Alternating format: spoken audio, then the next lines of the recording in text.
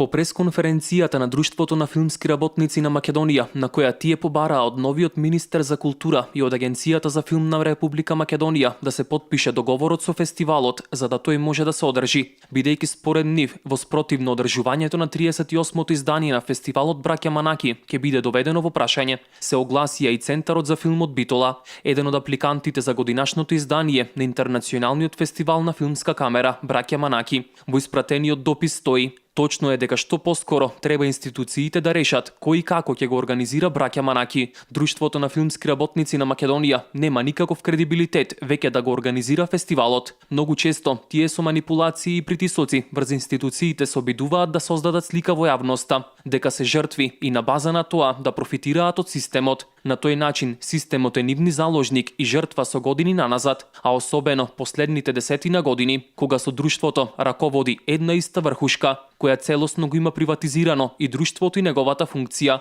истакнува Димитар Николов од Центарот за филм.